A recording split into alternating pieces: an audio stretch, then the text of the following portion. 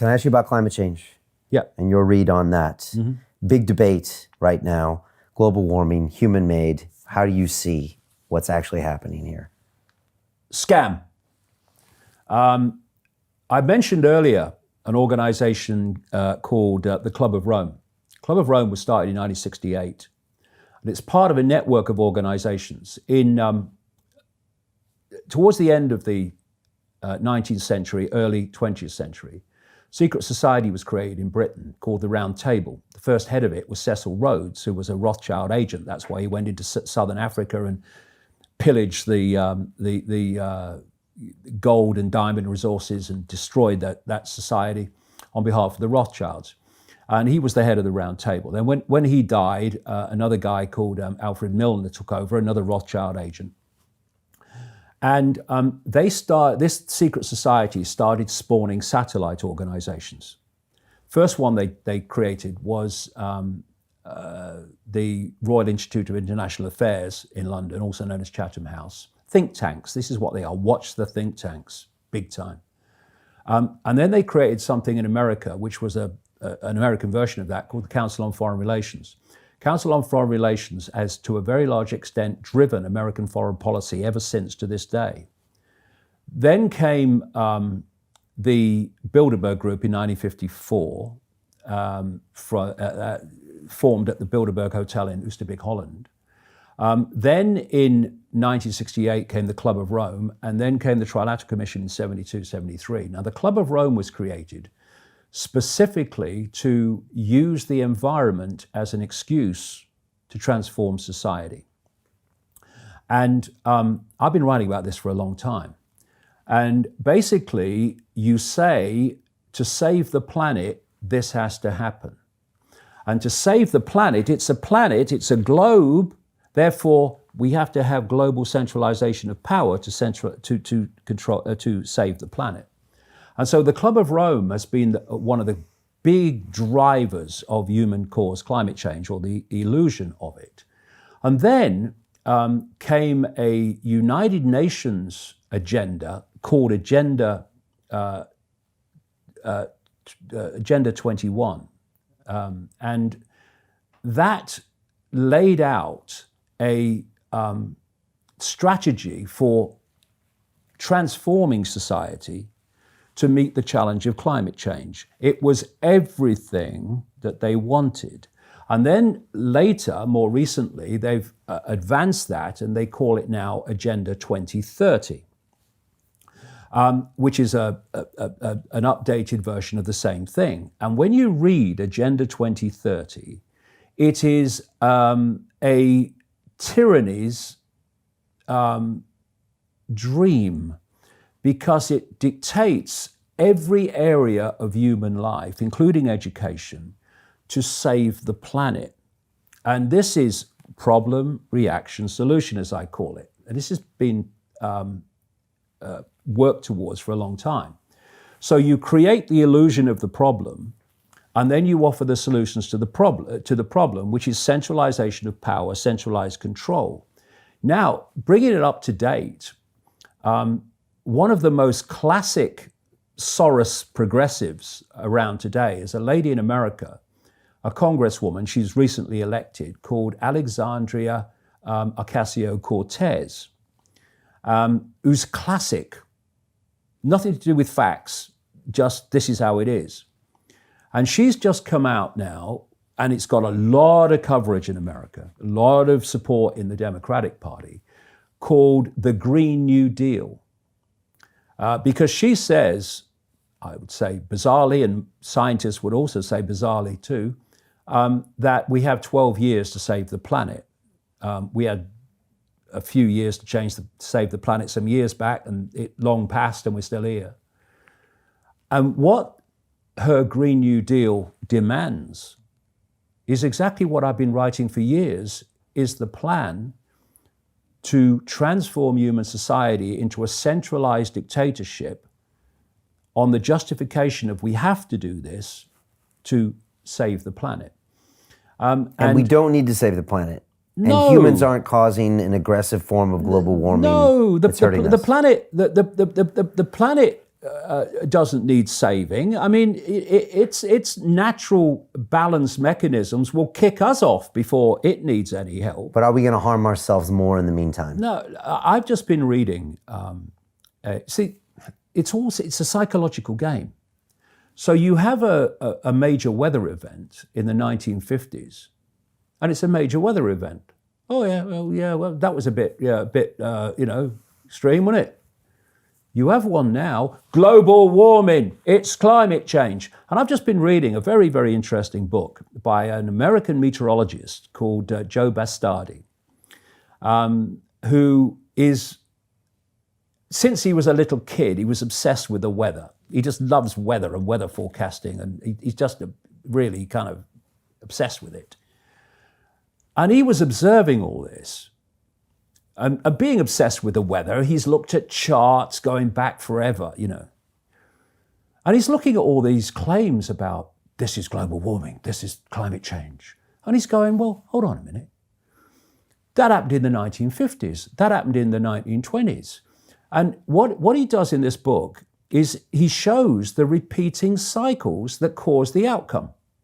So in the 1920s or earlier, there is a cycle where the Atlantic cools and the Pacific warms. There's another cycle where the Pacific cools and the Atlantic warms.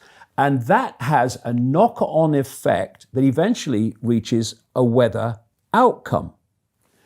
Now, he's pointing out in this book that when this sequence happens today, the outcome is, that's climate change, we're all going to die. And then he goes back in his book and he shows that in the 1950s, the 1940s, this same cycle happened, and the outcome that he's now blamed on climate change happened.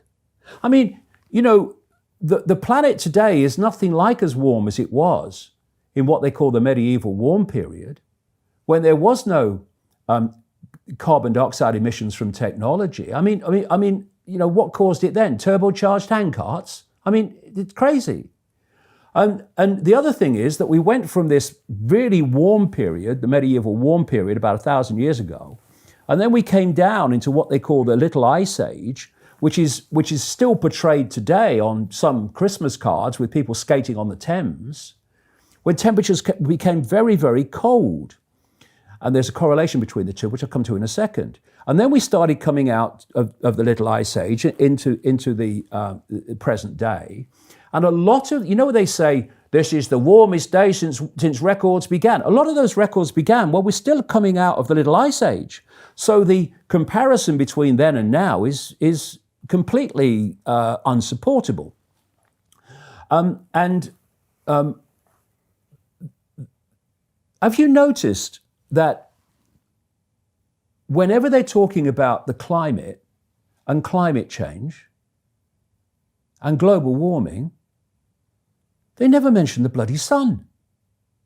They don't mention it. It's all carbon dioxide. But by the way, without carbon dioxide, we'd all be dead. It's what gives life to the planet. And another, by the way, 98% or thereabouts of greenhouse gases, which are supposed to hold the heat in, or do hold the heat in, is water vapor and clouds. And when you see the graph, there's water vapor and clouds. Here's carbon dioxide. And the vast majority of this carbon dioxide is naturally generated, not human generated. And what about methane and all the ones that animals? Yeah, but they're tiny, tiny, but tiny. It has a big effect, though. They're even less. What are we do? Going to kill all the animals? What are we going to do? Legislate against condensation when 98% of it's caused by water vapor? It's ridiculous. So it's another scam to get people's attention to create control. But like I was just going to say, they never talk about the sun. Now, it's well known that solar activity, these great emissions of power which we experience as heat coming from the sun, you can see when the sun is in an up period of, if you like, power by the number of sunspots. Because these sunspots are massive projections from the sun that are bigger than the Earth, well bigger than the Earth. And they travel through on the solar wind, and we get them as heat. And so when the sun is very inactive, there's very few sunspots, sometimes virtually none. And these have been looked at in their cycles through this period that I'm talking about. And when we reached the minimum, the bottom of the Little Ice Age, when it was at its coldest, it's known in climate science as the Maunder minimum. And it's named after a guy called Maunder, and his wife was there as well, who were charting sunspot activity and its relationship to Earth temperature. And they picked up a correlation. And one of the correlations was that when there was virtually no sunspot activity, we reached the coldest point of the Maunder minimum, the Little Ice Age, as they call it. And then sunspot activity started again, and we started to climb out of this Little Ice Age into present day. So when you discount basically the impact of the sun on temperature, your climate models are irrelevant. Irrelevant, because the basic foundation factor of what dictates the temperature of the planet, the flipping sun, is not taken into account on anything like what it should be to get an accurate projection of what's going to happen. Then you look at this from the point of view of prediction against experience. According to Al Gore, well before now, there should be basically no ice in the summer at the North Pole. Funnily enough, there is. And this should have happened, and that should have happened. And another thing that Joe Bastardi points out in his kind of lifelong love of weather is that we're told that all these extreme weather events now are increasing because of climate change. He's saying they're not. They're not increasing. There were more tornadoes and hurricanes way back than there are now. And there were more extreme weather events than we have now.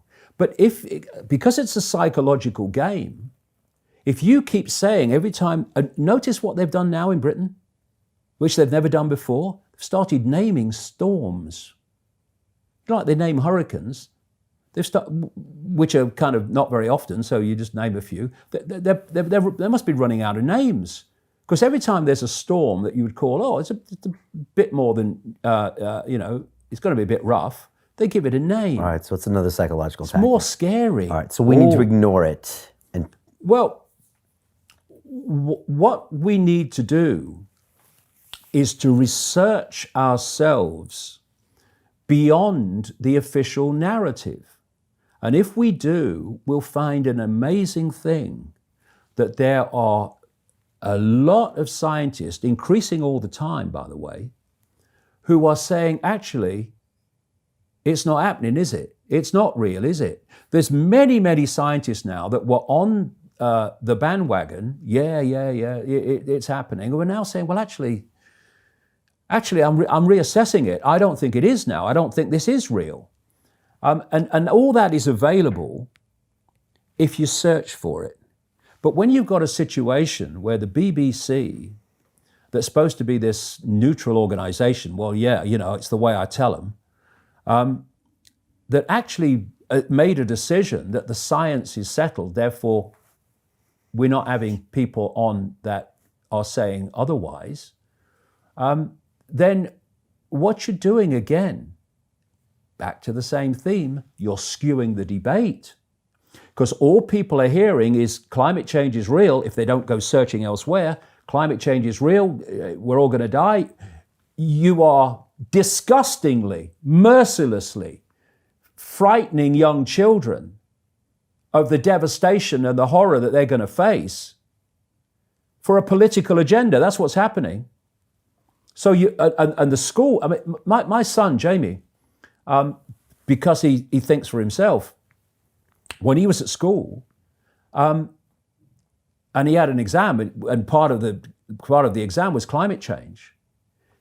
He was obviously going to put that actually there's evidence to say that it's actually not happening. And his teacher said, well, I have sympathy with that, but if you say that, you won't pass, right? So again, wherever you look, where there's an agenda you can't win, you don't have the agenda, or you don't have the debate. So what you have now is anyone that is questioning the official narrative of so-called global warming, climate change, and it became climate change, by the way, when the temperatures leveled out, and they couldn't call it global warming anymore. They're now climate deniers, which is obviously psychologically linking to Holocaust deniers, et cetera, et cetera. And so if you only hear one thing, that's overwhelmingly going to be the perception you have. Okay. And if you say to people, well, why do you believe that climate change caused by humans is real? They'll say, well, everybody knows that. Well, everybody knows that because that's all everyone's ever heard. When you go and do the research, you find actually it's a house of cards. It's just based on repetition. You know, go and research. The 97% of scientists believe that global warming is caused by humans. Go and research that, and you'll find, if you follow it back, it's based on wind. It's based on no substance whatsoever. It's a complete hoax, but it's a great line. Oh, 97% of scientists agree that it's caused by humans. Oh, well, if 97% of scientists agree, it must be true. You chart that number back and see where it came from. Even the Wall Street Journal trashed that. Okay. But it's still parroted all the time as justification for transforming human society, destroying beautiful landscapes with wind farms that are incredibly inefficient, and so on.